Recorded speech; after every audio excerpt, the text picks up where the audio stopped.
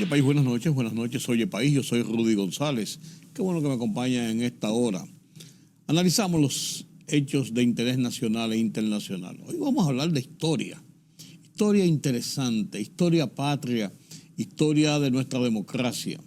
Hace 63 años, en la avenida 30 de Mayo, hoy 30 de Mayo, era la autopista, la George Washington, y hoy se llama 30 de Mayo, ese gran tramo donde fue ajusticiado el dictador Rafael Trujillo Molina, con 30 años en el poder, una dictadura sanguinaria que había postrado a la República Dominicana. Un puñado de hombres decidió salir del tirano y darle el paso a la libertad, a la democracia, a la República Dominicana.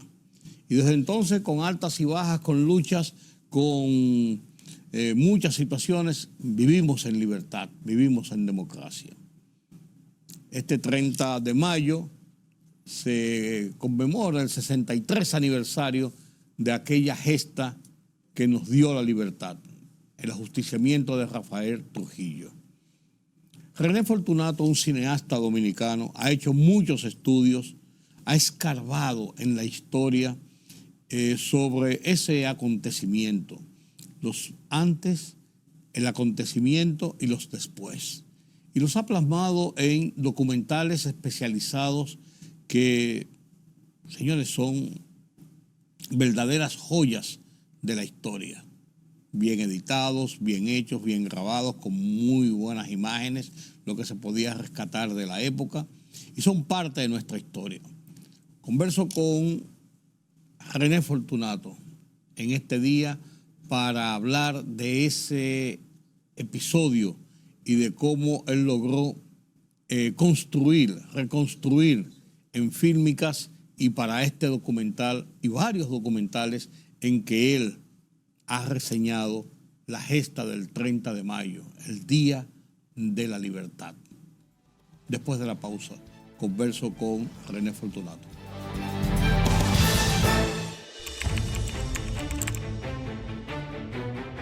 Periodismo de investigación, columnas, opinión, análisis, reportajes de fondo. Hora por hora, una completa plataforma multimedia. Periodismo con valor. Noticias horaporhora.com.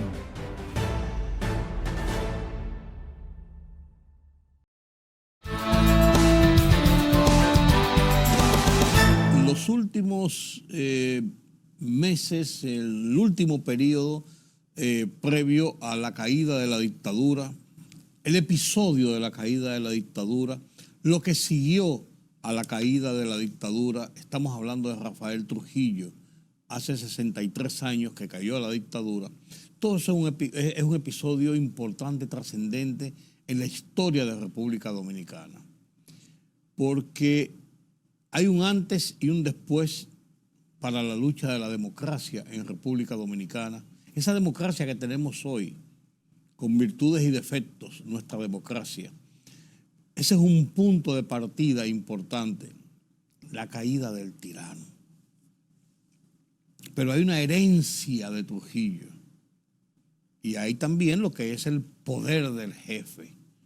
Cuando se juntan todos estos elementos, tenemos que llegar a René Fortunato, necesariamente. Porque René Fortunato, un realizador cinematográfico que tiene en su haber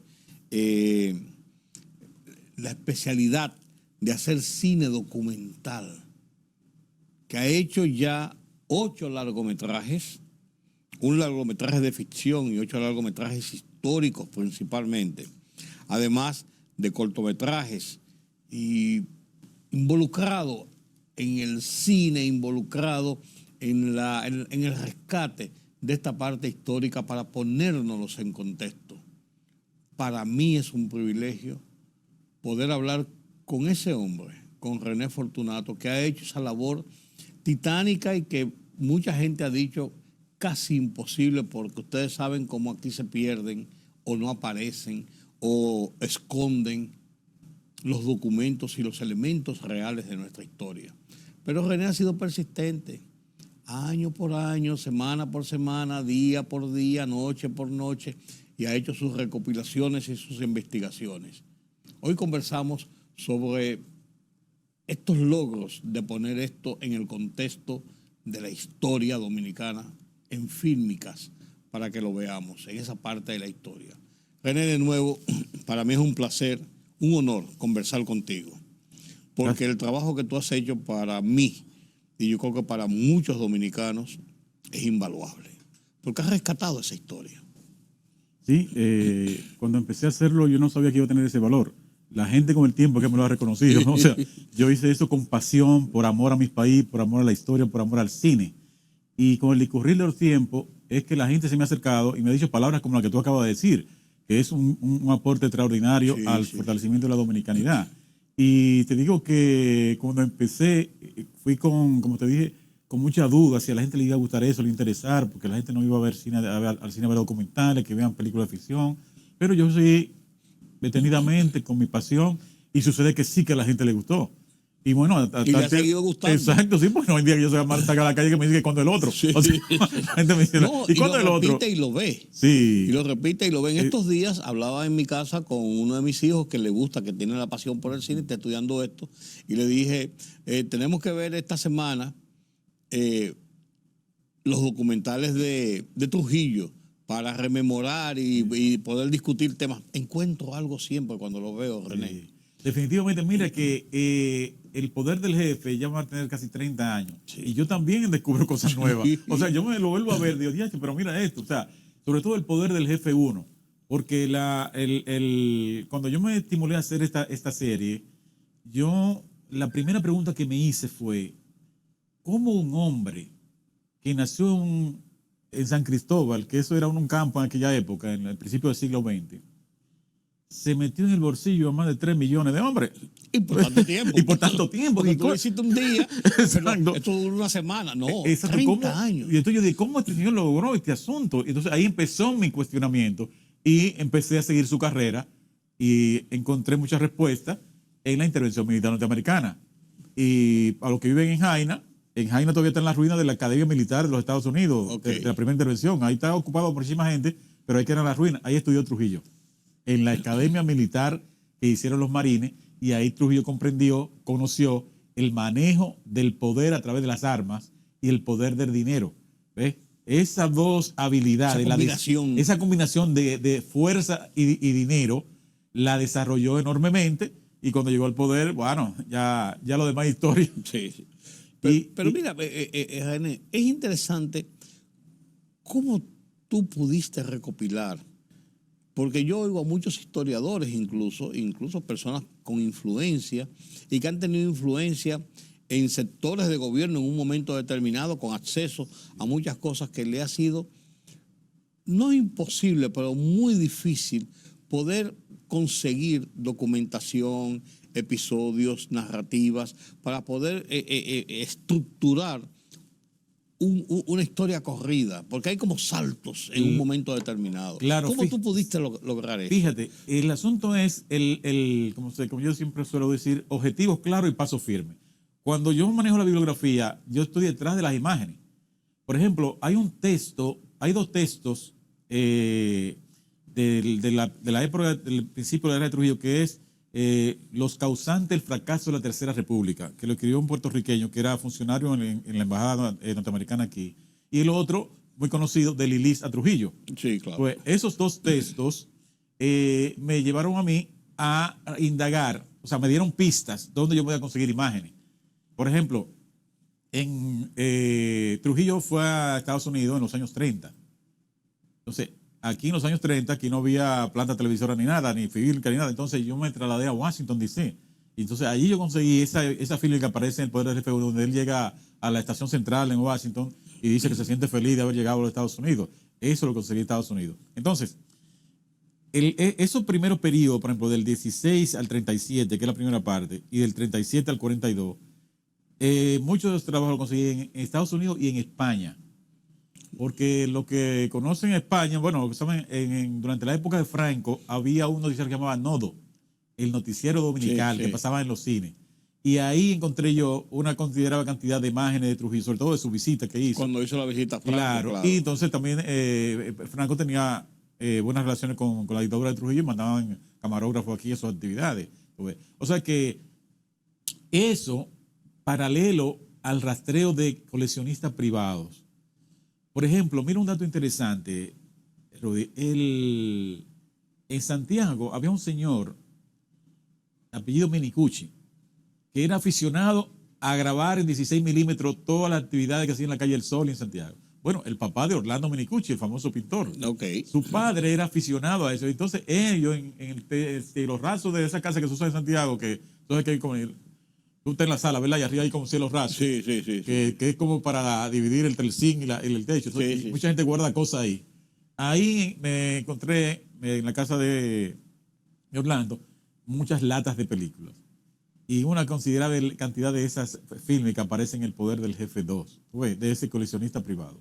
Y así sucesivamente, de gente que tenía cosas que yo le fui grabando y grabando, tú ves. Pero te digo, es por la pasión por el oficio. Si yo no tuviera pasión por eso, yo no voy a eso. Es más, después yo he dicho que si me pagan para hacerlo, yo no lo hago. Porque es demasiado trabajo. Por la investigación que tú has hecho, porque también no solamente es la fílmica es el complemento para darle la fuerza, porque ve la realidad, se ve la imagen, el movimiento, y eso tiene una fuerza tremenda con una historia que muchas veces se escribe con pasión, que muchas veces se escribe, como yo te decía ahorita, dando saltos, que muchas veces se escribe con cierto recelo porque hay familias o hay situaciones que no se quieren mencionar. Pero cuando se unen las dos cosas, la visual y el producto de la investigación, tiene una fortaleza importante. Yo he hablado con algunos historiadores conversando sobre temas y me han hablado precisamente de que el único documental que hay en República Dominicana sobre una serie de episodios, no un documental, el único sistema documental que hay realmente bien estructurado, organizado, bien llevado, muy a la letra de la situación, son los tuyos. Entonces, para eso hay que tener, porque además de eso, tiene un costo, tiene un sacrificio, tiene un tiempo de dedicación.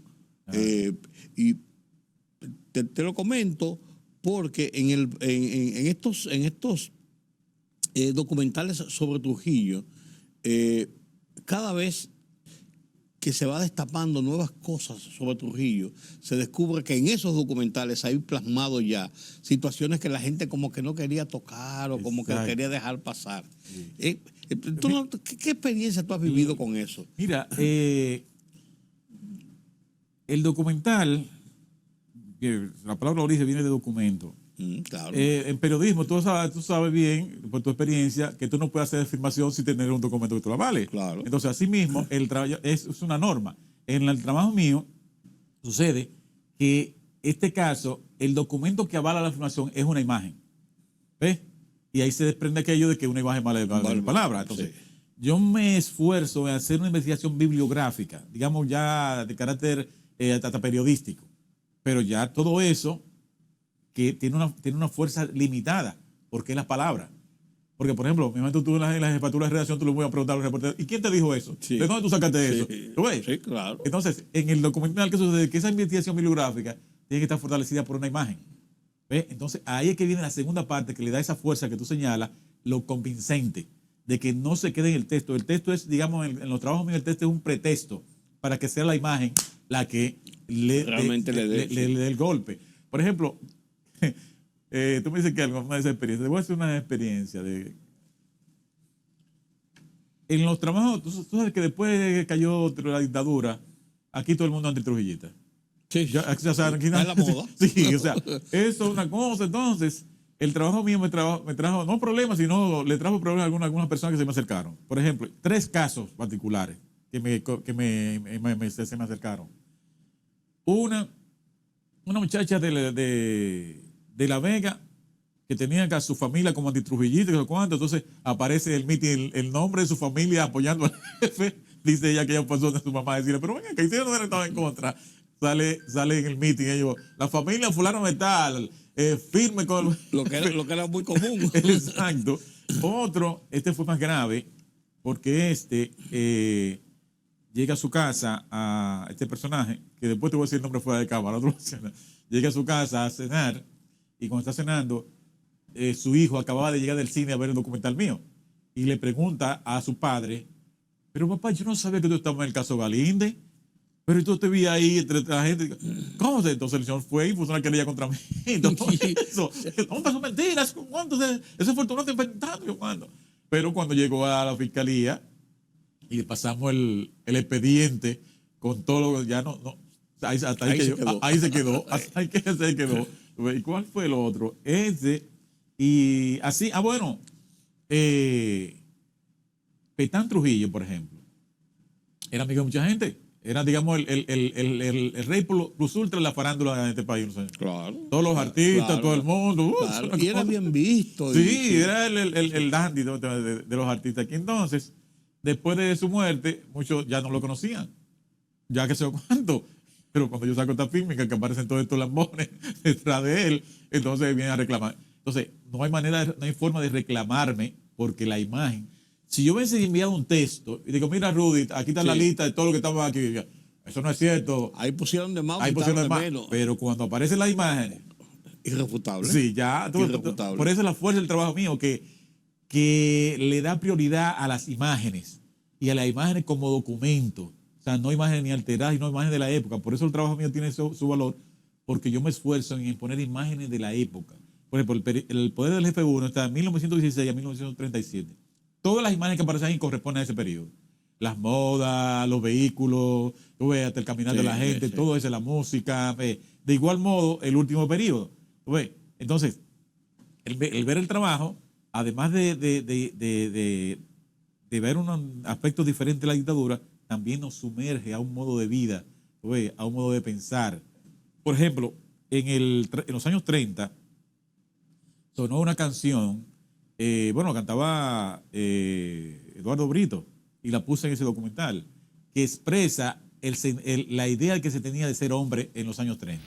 El que quiera ser hombre necesita poseer buen caballo, un revólver, una silla y su mujer. El que quiera ser hombre necesita poseer buen caballo, un revólver, una silla y su mujer.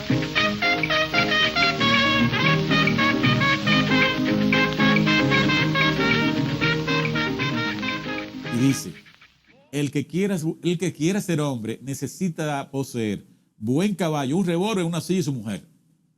Eso es la canción. Entonces, esa era la idea predominante de los años 30. Las características. Las características, sí, eso estaba pegado. O sea, el que quiera ser hombre necesita poseer buen caballo, un revólver, una silla y su mujer. Pues, ya, si tú no tenías eso... Ese era el por así decirlo, la consigna del momento. Claro. Entonces, Trujillo entonces se encaramoró y ese era el modelo. Trujillo tenía todo eso. Sí. Y más. Sí. Y hacía galas de eso. Claro, claro. Porque varios de sus adversarios reconocen que Trujillo tenía una personalidad impresionante, impactante. Claro. Que donde él llegaba había que prestarle atención. Sí. O sea, siempre andaba bien vestido. Sí. Y formal, derecho. y bien puesto. Exacto. Trujillo andaba dando todo bien puesto y hacía galas de ese respeto y de esa... Aunque tuviera toda otra cosa, pues, en su figura, en su momento, él era una persona muy... Claro, me contó una señora en San Cristóbal que en esos primeros años de la era de Trujillo era muy tímido en el acto público. Entonces dice ella que ella estaba en el Colegio San Rafael de San Cristóbal, es un acto. Y entonces había todas esas muchachas haciendo poesía coreada y él ahí tranquilo mirando. Y una se le acercó y entonces él se quedó como tímido sin hacerle... Y dice, doña Gracita Varina me contó eso, que murió de 106 años. Hace como que la profesora le dijo, pero desafíelo, señorita, que él no hace daño, algo así, desafíelo. O sea, como que le diera la flor, sí, o sea, porque la niña estaba como media tímida, como él. Y él dijo, no, desafíelo. Porque ese Trujillo de los años 30 es muy diferente al Trujillo de los años 30. La evolución de del poder. Exacto. Tuvo etapas. Claro, porque todos recordamos al Trujillo de la última etapa pero el Trujillo de los años 30 fue el Trujillo que la ciudad devastada por el ciclón de San Zenón. Sí. Estaba en toda la esquina, estaba para aquí, o sea, rehaciendo casas, dando instrucciones y construyendo la ciudad. Reconstruyendo la ciudad. O sea, era una voluntad, una poderosa voluntad en acción. Y su adversario se lo conoce. Los textos que leí de la época, por ejemplo, los informes de los norteamericanos sobre Trujillo, hablan de eso, de la poderosa voluntad que existía en la personalidad de Trujillo y que fue la que transformó ese país, ¿entiendes? Pero hay una ahora, estamos pecando que no piensen de Trujillito. No. Mira, yo no le tengo temor a eso y esa es la historia. Yo incluso, siendo director de Última Hora, tuve un problema, incluso con uno de los hombres más recios del grupo pellerano, pero un hombre que les reconozco muy justo, muy caballeroso, muy respetuoso, que era don Moisés Pellerano. Don Moisés trabajaba como él tenía una impresora, Estela, él trabajaba en la parte de impresión, él tenía su oficinita ahí y le gustaba eso y era el único que era como un obrero de parte de los pelleranos dentro de la estructura de la producción del periódico. Fue un hombre que siempre era como un pararrayos. Me llama un día, muy molesto. ¿Por qué le das así? Me dice, pero Rudy, ¿tú me estás echando una vaina con esto? Digo, ¿pero por qué, don Moisés? ¿Y cómo tú publicas en el periódico que hay una misa para Trujillo y está diciendo dónde va a ser y quiénes son? Ya a esta hora ya me han llamado como 20 gente diciendo que si este periódico se convirtió en trujillista, que si no nos acordamos nosotros que Trujillo no cerró el periódico. Y esa gente, ya tú sabes lo que va a pasar. Y yo digo, don Moisés, murió Trujillo el 30 de mayo. Le van a hacer una misa en una iglesia. Hay personas que quieren ir a esa misa o las personas que no quieran ir. ¿Es un hecho real? No, eso es incuestionable. Nosotros como periódicos estamos publicando algo que es incuestionable. Y yo lo que he aprendido, porque yo tenía una habilidad para eso, lo que he aprendido de ustedes es que esto es plural. Con nosotros decir que hay esa misa, publicarlo en el periódico, no va a dejar de ser, porque nosotros lo digamos o no. Yo creo que estamos haciendo un servicio. Sí, pues tú no crees que entonces nos van a acusar de trujillistas. No nos van a acusar de trujillistas. Y efectivamente nos acusaron de trujillistas y nos dijeron de todo. Pero rompí un esquema. Claro. Yo no sabía, fue un riesgo calculado porque yo no sabía que iba a pasar eso. Simplemente llegó una nota de que iban a hacer una misa, va una nota y públicala. Y entonces yo no sabía que habían traído 4 esquelas para publicarla y que la parte de publicidad dijo que no. Que en el listín no se publicaba eso.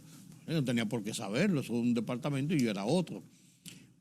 Pero rompí ese esquema y de ahí en adelante las cosas de Trujillo se publicaban. Sí, y entonces venía los días y venía la Fundación de Héroes del 30 de mayo y se quejaban y cosas. Entonces pues yo tenía una corazón, no, esto es noticia. A la gente le interesa, nadie que no sean esos grupos han protestado. Y eso es una experiencia que yo gané. Y yo me supongo, porque cuando tú me lo dices, yo sé que tuviste que pasarlo. Ahora yo te iba a hacer una pregunta. De parte de gente de Trujillo, de remanentes de Trujillo, de familiares, de amigos, de personas que participaron en el régimen, ¿tú no has recibido mucha gente que te ha hecho críticas o que te ha cuestionado por lo que tú has plasmado en esos documentales sobre Trujillo directamente? Porque muchas veces quienes se preocupan son los otros, los contrarios. Sí, déjame decir una cosa, que todo lo contrario no ha sido así. No, sí. Y te voy a decir, mira, a propósito de eso que tú señalas, de esa misa se hacía en San Cristóbal y la patrocinaba José Benjamín Uribe. Era amigo personal de Trujillo. Y todos los 30 de mayo se hacía esa misa. Y yo llegué a ir. En la época que yo estaba haciendo los documentales de Trujillo, yo llegué a ir. Y eso estaba lleno. Claro, yo fui a ver. Entonces, y ciertamente había muchísima gente. José Benjamín Uribe era amigo de muchachos de Trujillo. me cuentan en San Cristóbal que cuando Trujillo iba a San Cristóbal se paraqueaba en su casa y se sentaba en la galería con él a hablar ahí. Y José, no sé si tú recuerdas a José Benjamín Uribe, él tuvo un papel importante en los 2 años de Balaguer, también fue funcionario de Balaguer. Claro. Y hasta los años 70 y 80 seguía haciendo su misa ahí en San Cristóbal. Otro que era íntimo de Ramfi, íntimo de Trujillo, para que tú veas que se me acercó, bueno, a José Benjamín Uribe lo entrevisté varias veces y nunca me reclamó nada, solamente me dijo que se deja mucha mentira sobre el jefe y que él no quería ser parte de todas las mentiras. Yo le dije, no, pues vea mi trabajo, mi trabajo no está sobre las mentiras, véalo. Y tuve una relación cordial con él. El otro, que también tú lo conociste, era Pepe Bonilla. Ah, claro, don Pepe Bonilla. Pepe Bonilla claro, de Reintel. De Reintel, que sí. Fue el promotor de Reintel. Bueno, Exacto, el dueño de Reintel. Ese era el llave Panaful de Ramfi. Pepe Bonilla tenía su oficina en la Correa y Cidrón. Después que le vendió el canal, él tenía su oficina. El asunto es que en la oficina de él tenía todos sus asuntos de Trujillo. Él tenía el decreto enmarcado grande cuando Negro Trujillo lo nombró a él en obras públicas como ingeniero adscrito a la vaina del Estado.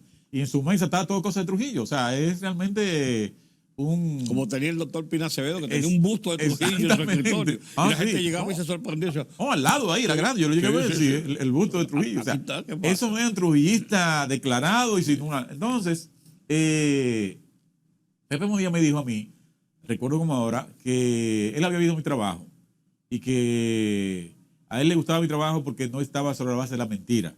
Ahí tú pusiste los crímenes, pero yo estoy completamente seguro, yo soy amigo de Trujillo, pero Trujillo era un hombre excepcional. Yo nunca me olvidé de esta imagen que me puso. Era un hombre excepcional. Si era de criminal, rompió la barrera del crimen. Si era en bondad, rompió la barrera de la bondad. Si era de ladronar, rompió la barrera de la ladronación. Él la rompió toda la barrera. Entonces era un hombre excepcional. Para mal o para bien, pero excepcional. Y yo estoy muy agradecido. Entonces él, gracias a él, yo conseguí una gran cantidad de fílmicas de su colección. Porque Pepe Bonilla coleccionaba fílmicas de la de Trujillo. Y muchas fílmicas que aparecen en mi trabajo posteriores al Poder del Jefe 1, el 2 y el 3, fue gracias a Pepe Bonilla, me acuerdo con él. Porque él me contó su vida de Trujillo y yo le pregunté a él que dónde venía esa relación después de tantos años de muerte. Decía, bueno, incluso él hasta compró el avión que era de Trujillo, de Ramfi y todo eso lo tenía. El asunto es que él me dice que él es un hombre agradecido, que su papá, el papá de Pepe Bonilla y Trujillo eran guardias juntos y dormían juntos en la Fortaleza Osama. Una relación entonces de familia. Pero oye lo interesante, que porque él dice el que mira, Fortunato, mi papá murió en los años 50, a finales de los 40, por ahí, mi papá murió, y el jefe me llamó al despacho y me dijo, ven a buscar cheque todos los meses para que tú termines tu universidad. Y yo nunca me faltó nada. Todos los meses yo estaba ese cheque ahí para que yo terminara mi estudio. Y cuando yo terminé la universidad, fui allá y le dije, mire jefe, ya no necesito más cheque, pues yo terminé la universidad. Y entonces le dijo a Negro que me nombrara en obra pública. Entonces, ¿cómo yo no voy a estar agradecido de ese señor que fue como mi papá? Mi familia quedó desamparada con la muerte de mi padre y él era tan amigo de mi papá que me cobijó. Y a ese yo le debo todo, dice a él. Pues, entonces, cosas como esa, tú ves, explican, justifican y explican por qué. Claro. Dice, yo no maté a nadie. Dice, yo no maté a nadie, no estuve a nadie. Yo jugaba con Ramfi y en la casa estuve ahí. No tengo nada que ver con eso, pero soy un hombre agradecido y mientras vida tenga voy a agradecerle a Trujillo todo lo que hizo por mí y por mi familia. Pues, así como él, hay muchísimos. Eso te iba a decir. Es que así como hay unos que lo aborrecen por razones familiares también, por una serie de cosas, hay otros que realmente tienen su nivel de agradecimiento. René, quiero pedirte tu anuencia para hacer una pausa en este punto. Y a la vuelta, en la segunda parte, vamos a hablar de algunos episodios concretos que se recrean con fílmicas y con imágenes aleatorias, pero también consecuentes, que llevan a conformar una idea de lo que fue el momento, la muerte, el episodio de la muerte de Trujillo. Con tu permiso y el permiso de ustedes, vamos a hacer una pausa. Esto es Oye País, estamos hablando con René Fortunato, una persona que le ha dado a la República Dominicana, a las nuevas generaciones y a las viejas también, como yo, que ya soy un viejito, pero que tengo esa oportunidad de poder ver los hechos que simplemente leíamos o conocíamos por leyenda o de boca en boca, pero verlos realmente cómo ocurrieron a través del cine, a través de la televisión. Permítame una pausa y a la vuelta sigo conversando con René Fortunato. La libertad solo reside en los estados en los que el pueblo tiene el poder absoluto. Por el respeto a los valores democráticos y la dignidad del pueblo dominicano, El Rumbo de la Tarde, plural, objetivo, comprometido siempre con la verdad. Con Georgie Rodríguez, Rudy González y Ramón Colombo. Los poderosos ya están en el aire.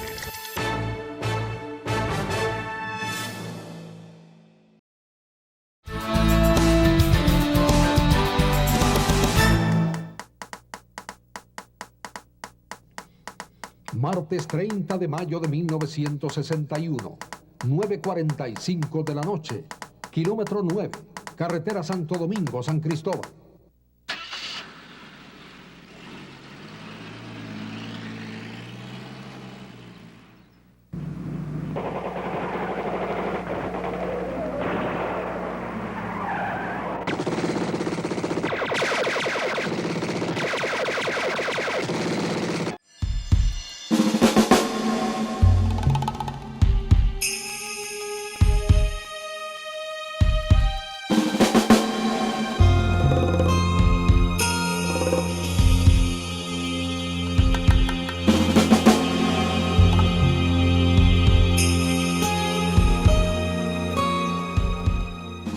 Gracias por continuar con nosotros aquí en este conversatorio, un conversatorio que cada vez que lo tengo más lo disfruto, con temas diferentes pero con un punto en común, que es el repaso de la historia, de nuestra historia reciente, esa historia que todavía vivimos muchos de nosotros. Y con René Fortunato uno recrea muy bien esa historia, y más conversando con él, porque es un gran conversador, y yo... para mí me cuesta trabajo entrevistarlo. A mí no me gusta entrevistar, ustedes lo saben. Me gusta conversar los temas y meterme en los temas y opinar. Y con René Fortunato se me hace fácil, porque hablamos de historia. Y yo decía, antes de la pausa, que quería conversar en este último tramo de este conversatorio sobre el episodio, porque hay muchas versiones de cómo ocurrió aquel 30 de mayo, de que si el carro que lo perseguía, que si una cosa, que la otra. Hay un final que es, abatieron a Trujillo a tiros, pero ¿cómo recrear aquel episodio? De eso no hay fílmicas. ¿Cómo recrearlo? ¿Cómo ponerlo en el contexto? Es complicado, René, pero tú has logrado dar esa imagen de qué pasó. Claro, ese es el acontecimiento, digamos, dramático más trascendente de la obra de Trujillo, la muerte del jefe. Porque es como ahí como es como que parte el asunto. Sí. Entonces, de ese momento han hecho películas, han hecho documentales, han hecho muchísimas situaciones, pero siguen muchas interrogantes sobre ese acontecimiento. Siguen muchas interrogantes. A modo de aporte, debo decirte que en el periódico El Caribe, en el 1967, apareció una entrevista con el expresidente, ya no era presidente, era Lyndon B. Johnson, en 67-68, por ahí ya no era presidente, donde él dice, nosotros estuvimos ahí desde el primer momento, refiriéndonos a los Estados Unidos. Sí. En la 30 de mayo nosotros estuvimos ahí desde el primer momento. Y fuimos coauspiciadores directos. Lo está mintiendo el expresidente de los Estados Unidos. Sí. Que es una misión. Exacto, y lo está diciendo. Que siempre se habló de Wimpy, de las armas, de las conversaciones, pero todo eso se queda en una bruma. Sí, porque a veces parece parte de la ficción, claro, y de personas que quieren ser protagonistas. Sí, mira, eso sin desmeritar a los héroes del 30 de mayo, que tuvieron los timbales de enfrentarse a Trujillo y matarlo. Claro. Pero un personaje clave que Arturo Espaillá, Navajita, que estaba muy vinculado al servicio de inteligencia norteamericano. Sí, era un militar que tenía esa conexión. Exacto. Estaba en el restaurante El Pony, que está ubicado justo donde está la Feria del Libro, la Feria Ganadera. La Feria Ganadera. Dentro de la Feria Ganadera. Sí. Estamos hablando de a pocos kilómetros del lugar. Sí. Coincidencia Dice de que la- ese fue el que yo los tiros. Sí, pero coincidencia de la vida que estuviera ahí esa noche, en ese momento. Coincidencia de la vida. Vaya usted a saber. El asunto es que oyó los tiros, Después de una confesión como esa, Sí. uno comienza a decir, pero bueno, qué raro. ¿por qué ahí? Ahí, en ese momento. Y vio cuando pasaron y todo. Él vio todo. Cuando pasó el jefe y cuando pasaron los otros. Y cuando oyó los tiros, entonces él fue al sitio. Y entonces él va donde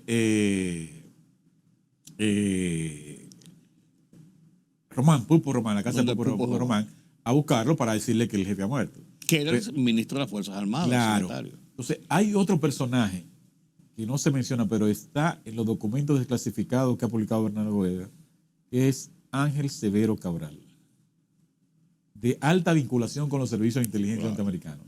Entonces, todos esos elementos todavía no han sido realmente esclarecidos sobre la trama que dio con el jefe la noche del 30 de mayo. Ahora bien, el hecho mismo de que lo decapitaran ahí es el acontecimiento trascendente, porque si hubiese quedado vivo, el río de sangre que hubiese corrido aquí en este país no hubiese sido chiquito. Entonces, armar eso, yo siempre he tenido mi reserva de algún día lo reconstruiremos como indica. ¿me No, entiendes? pues tú hablas de muchos episodios previos, post, y que llevan a recrear incluso a uno a el lugar y el episodio, aunque no Claro. esté fílmicamente relatado. Exacto. Otro dato que no está en mi documental, que te lo voy a decir ahora, esto me lo dijo a mí, Fon Bernal, cuando era editor nacional. R.A.. Sí, R.A. Fon Bernal. Él me dice a mí, me dijo a mí, que días antes Trujillo tenía en su escritorio la lista de los complotados. Pero pasa que él no lo creyó, porque él nunca iba a creer que gente tan cercana, sus amigos, tan cercana a él iba a cobrar, porque él tenía la lista. Ya se lo habían llevado a él de que había un complot para acabar con su vida, pero él no le dio mucho crédito a eso, por la cercanía de la persona. Siempre yo... Y además, confiado en su poder omnívoro. Claro. Omnímodo que era casi absoluto. Absoluto. Yo siempre recito lo que le dijo Johnny Abe a Ramfi cuando llegó. No sé si te lo he dicho otras veces. Cuando matan a Trujillo, que llaman a Ramfi, que está en París, que viene en un avión fletado para acá, como dice, dado el dispuesto a todo, cuando llega a la base aérea de San Isidro, que lo recibe Johnny Aves. Y Ramfi entonces le reclama a Johnny Abe, le dice, oye, coño, ¿cómo tú dejaste que los enemigos de papá lo mataran? ¿Y cómo es eso? Y le dice un bollo, le insulta, le hace de todo. Y entonces Johnny Abe serenamente le dice, disculpe mi general, pero no fueron sus enemigos que lo mataron. Fueron sus amigos. Fueron sus amigos. Ve, ahí te dice la cercanía. Disculpe mi general. Famosa esa frase. Claro. Disculpe mi general, pero no lo mataron sus enemigos. Lo mataron sus amigos. ¿Y cómo podría mantener? Entonces, eso te indica cómo le fue casi imposible a Trujillo deshacerse de ese complot a tiempo.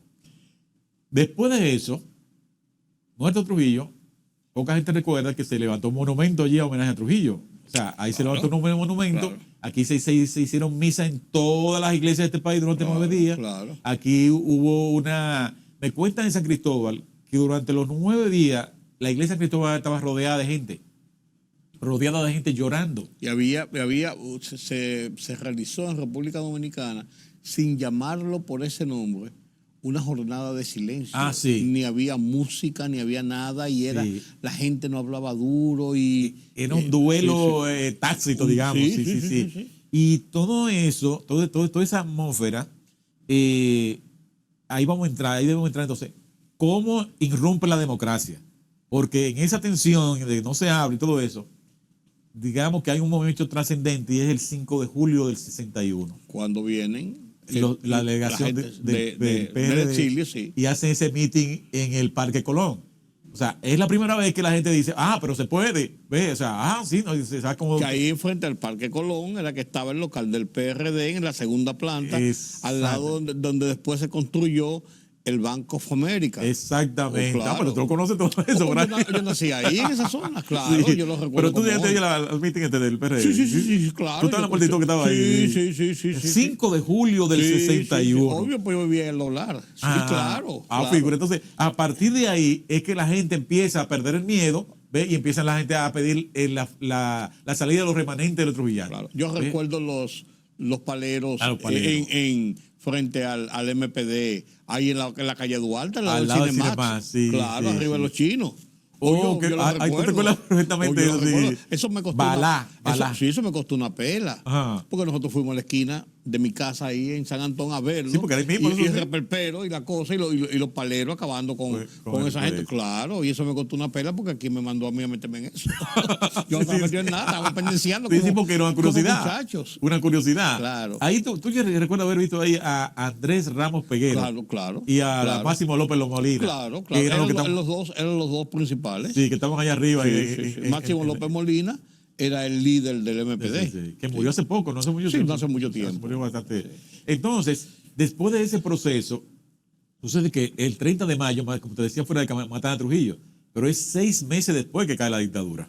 Sí, porque eso Después, es remanente exacto, de la dictadura. Pues. Cae matan a Trujillo el 30 de mayo, viene junio, julio, agosto, septiembre, octubre y en noviembre En noviembre 22 es que sale. es que sale la familia Trujillo del país. O sea cuando hacen el asesinato de la Hacienda María. Exactamente. Y ahí se van los últimos. Sí. sí, bueno, ese fue su despedida, digamos, Sí. cuando ya se iba, ya había recogido, sí. digamos, él fue y entonces, fíjate, fue en 6 meses de convulsión, o sea, eso Y de incertidumbre. incertidumbre. Fíjate, Rudy, que cuando tú me preguntabas ahorita de las fílmicas, mi plan era hasta el 30 de mayo, con los documentales de Trujillo.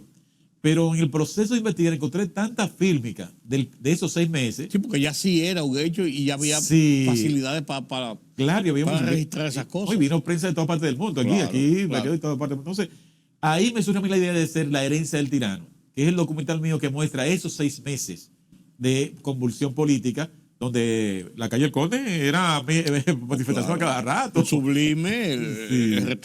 la cafetería Sublime, ahí entre la 19 de marzo y la Duarte, y enfrente de la cafetería que se reunían los muchachos. Exactamente. Rafaelito Bueno y compartes. A propósito, murió Rafaelito Bueno. Rafaelito Bueno murió, sí. Sí, porque ese fue Sí. una Bueno, más reciente. fue una leyenda. Sí, Rafaelito Bueno es el hombre de la academia. Sí, una leyenda. Y Era entonces- de ahí San Antón, Rafaelito Bueno. Sí. Y ahí también entonces viene lo de la calle Espaillá. Sí, claro. En la calle más. Ya O sea, fue un episodio ya Terrible. muy o sea, sangriento. el Muy 12 de serio. octubre creo que es eso. Yo no recuerdo Sí, la fecha, sí, pero fue yo por recuerdo, octubre, sí. ¿vale? Y entonces, que pusieron la calle Espaillá, territorio libre de América, todo eso. Vino la calle para allá y vino el tiroteo del Parque Independencia con los tanques que dirigía Cuervo Gómez, De Cuervo Gómez, que exactamente. era jefe del Comando de Apoyo de Combate. Exacto. Y ahí estaba el apellido Sánchez, el papá de Riquillo Sánchez, que era lugarteniente ay Dios mío, de Fabio, Fiallo, del doctor Fiallo, que era candidato de la Unión Cívica, dirigente de la Unión Cívica. De Viriato Alberto Fiallo. Exactamente. Y Sánchez, creo que era Juan Alberto Sánchez, no sé si te acuerdas de él, estaban ahí en el Parque Independencia. Parque Independencia con el tiroteo. Toda esa convulsión política de ese periodo, de esos 6 meses, óyeme, yo entonces lo traté de levantar, bueno, lo tengo rescatado en La herencia del tirano, Claro. que es hasta que se produce, va de la muerte de Trujillo hasta las elecciones del 62, porque Juan Bosch llega en el octubre del 61. Sí, él llegó después, ya Sí, que, después que se ya había que habían ido llegado lo- Nicolás Silva, Exacto. Ángel Miolán y José Castillo. y Ramón Castillo. Ramón Castillo, exacto.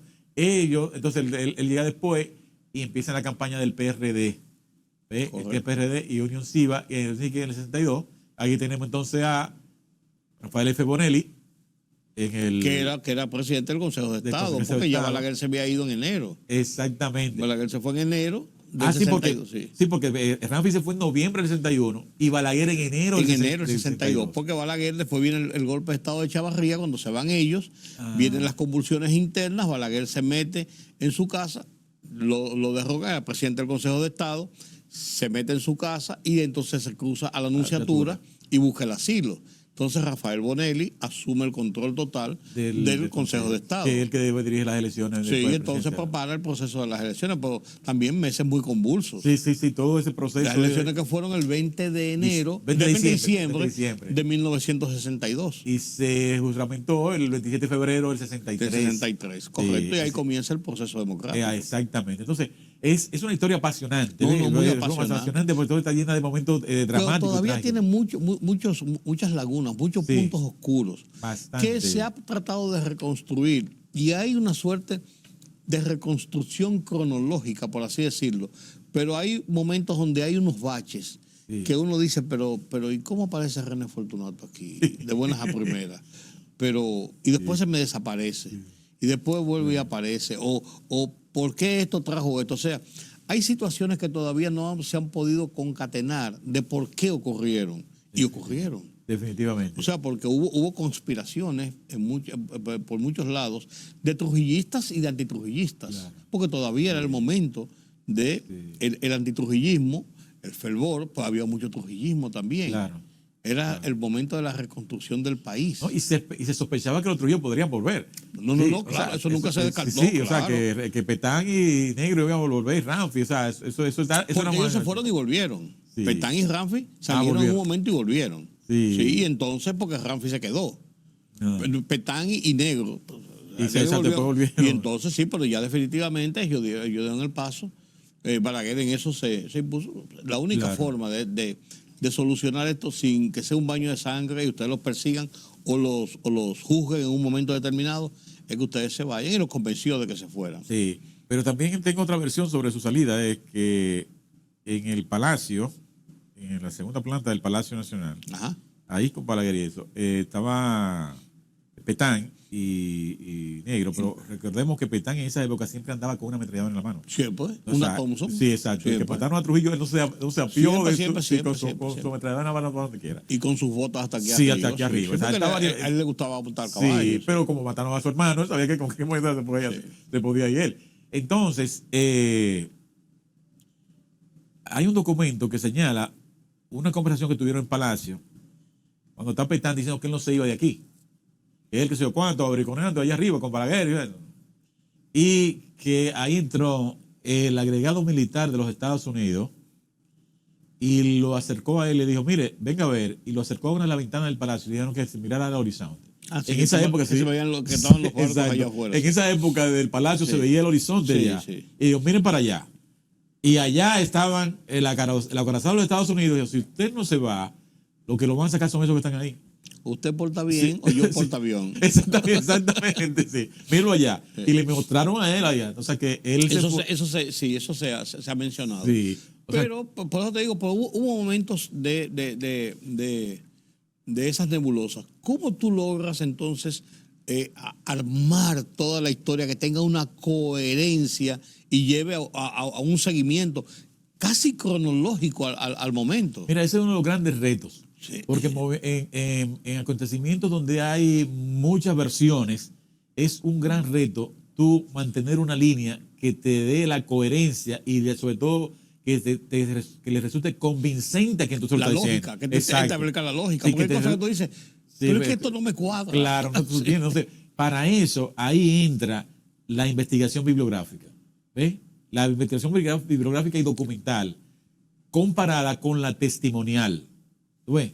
Porque que se contraponen y llegan a un punto de realidad. Exactamente. Entonces, mira, yo, por ejemplo, tengo por norma, cuando investigo, leo texto del periodo que estoy trabajando, trato de buscar gente que vivieron el periodo. Y lo contrasto con lo que están diciendo los textos, incluso de los periódicos. Claro. ¿Ves? Y entonces... Y trato de buscar varias, no unas, varias. Y ahí yo voy armando. Te da el punto medio real. Exactamente, de cómo fue la situación. Mira, pero también, y no dejes de mencionar, lo voy a mencionar yo porque tú no lo vas a hacer, también la credibilidad de quien está haciendo el trabajo. Exacto. Porque si hay una persona que está haciendo el trabajo, un equipo de personas que está haciendo el trabajo sobre la base científica de la historia, de la recopilación de datos y de buscar la verdad, eso tiene un valor que no un sensacionalismo, o cosas que después resultan, no, pues no es verdad, o no es verdad, y lo peor es que sabiendo que no era verdad se usó, que son. Claro. Entonces la credibilidad también vale mucho, René. Claro. Y tú eso- no lo vas a decir, no, pero es así. sí. Pero no, tienes toda la razón. Un medio, una persona, fortalece su credibilidad en la medida en que habla la verdad y que habla con documentos para demostrar lo que ha afirmado. Claro. A mí me encanta esa escena que solemos ver en los tribunales de los Estados Unidos.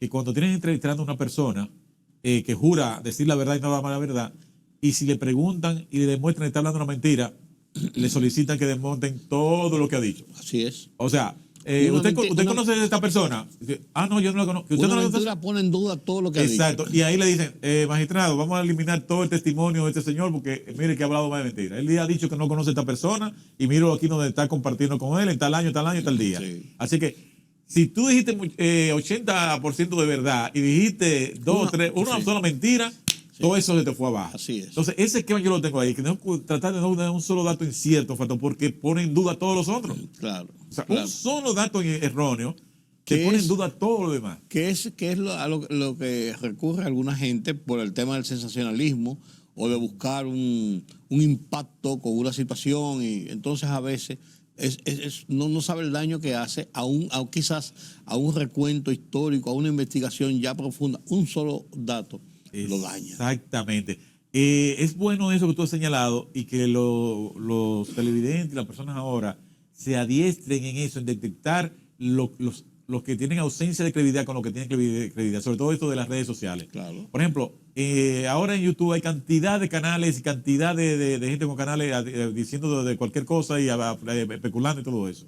Entonces, pero yo, por ejemplo, cuando quiero ver noticias en YouTube, yo veo la BBC de Londres. Ya yo sé que ahí no hay vuelta floja. Yo pongo BBC News y ahí yo sé que esta gente, y no solamente porque sea ellos, sino porque lo que están diciendo, lo están diciendo con propiedad y con lo datos. han investigado. Y lo han Y investigado. están conscientes de que Sí. es la verdad. O sea, yo no busco todo eso especuladero. O sea, ya hay situaciones. Pues, bueno, la Deutsche Welle de Alemania. Las grandes plataformas. Las grandes plataformas, la televisión española, ya me dan una. Pero ahora con este conflicto en Medio Oriente, los antisemitas y los pro-palestinos, eso es una cosa cargada de especulaciones. De especulaciones y de intereses. Y de intereses. Y cada exacto. uno, sin ningún recato lo hace. Así mismo. Entonces, a nivel nacional, ahora, como tú tener cantidad de vistas te reporta cierto beneficio, es una cantidad de mentiras, de noticias falsas, que es una Sí, cosa, yo me quedo sorprendido.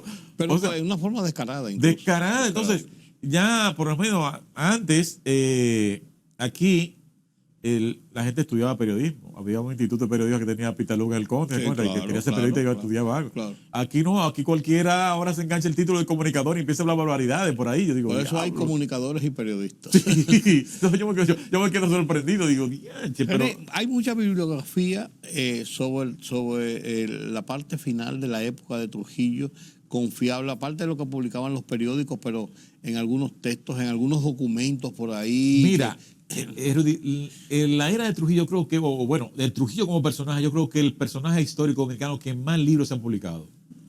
Sí. Bueno, no me cabe en duda, el que más textos se han publicado. Déjame tener una experiencia.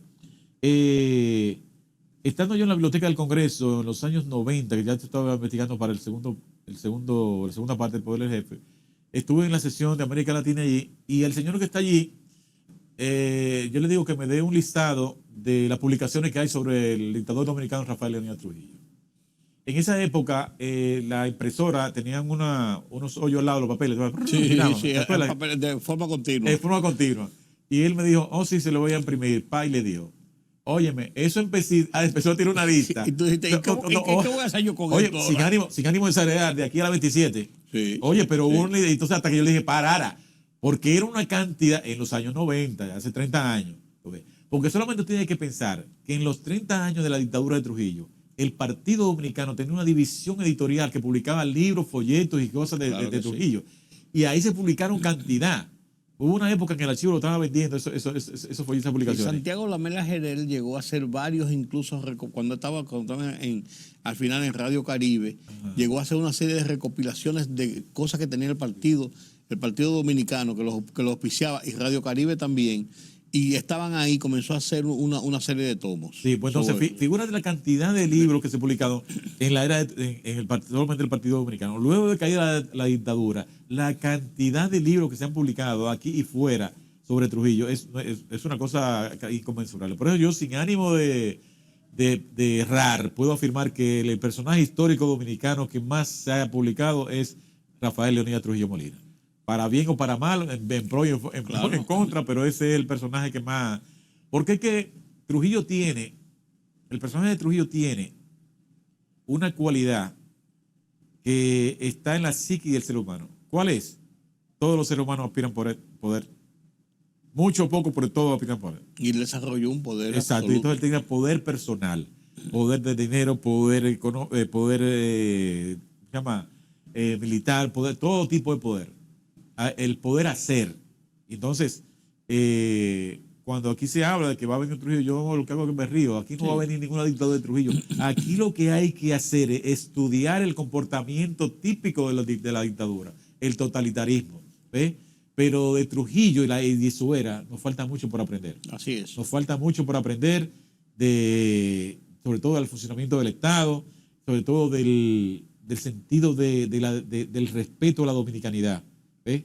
Porque si una cosa hay que reconocerse a la dictadura es que la dominicanidad tenía un mayor prestigio que ahora. Un mayor prestigio. Nos duela decirlo o nos salir con un pasaporte en la era de Trujillo dominicano, que no todo el mundo lo tenía, pero el que lo tenía, eso era mirado con respeto. Ahora tenemos una democracia que es un salto cualitativo y debemos protegerla y todo esto. Pero debemos tratar de asimilar las enseñanzas de la era de Trujillo, que por saber dentro de la era de Trujillo le hemos echado a un lado. ¿Ves? Hay que aprender porque como dice un filósofo, todas las cosas positivas, negativas tienen algo positivo. Tú te fijas, yo he estado fuera de este país y las principales legaciones diplomáticas de este país, las más importantes, fueron aquí de Trujillo. Por ejemplo, la Embajada Dominicana en Puerto Príncipe, ve a ver, es un palacio. Es un palacio, una cuadra eso contra Trujillo. La embajada, la de Washington, esa también fue comprada con Trujillo. Señores, el consulado de Nueva York, dominicano de Nueva York, está en Times Square. Donde se ve eso ahí abajo, ese es el consulado dominicano, comprado por Trujillo. Después en los gobiernos democráticos alguien lo vendió y compraron otro lado. Pero ahí donde está el Times Square, al centro del mundo, ese es el consulado dominicano. Y la gente dice con cierto desdén muchas veces, aquí lo que hace falta es un Trujillo. Pero lo que no se da cuenta la gente muchas veces es que esa alegoría, vamos a decirle, esa referencia tiene un sentido, que es esa otra parte, de que desgraciadamente a base de la fuerza y del poder y de la opresión había orden. Exacto. El gran problema de la democracia es que no ha sabido mantener ese orden y ese respeto dentro de un marco de libertad. Así es. ¿Ves? Ahí es el gran reto. ¿Ves? Porque mira, ahora la gente está hasta aquí con la bendita delincuencia, hasta arropándonos aquí. Sí. Entonces, ¿cómo lograr orden y respeto dentro de una estructura democrática como la que tenemos? Ese digo que es el gran reto. Pero el cuco de que vaya en Trujillo, que se olviden eso, es orden y respeto en democracia y libertad. Pero una experiencia que debemos tener siempre presente para, como tú dices, las cosas que pueden ser positivas o que se pueden sacar de positivas de la época versus las cosas que fueron negativas. Sí, claro. René, qué placer de nuevo conversar contigo. Para mí es una enseñanza y te confieso que cada vez que converso contigo aprendo siempre algo nuevo. Gracias, sí, gracias. Para mí es un placer y yo espero que ustedes hayan disfrutado de este conversatorio, de un tema tan trascendente y tan importante para nuestra historia y para nuestra vida cotidiana. Gracias de nuevo, yo soy Rudy González. Nos vemos en la próxima.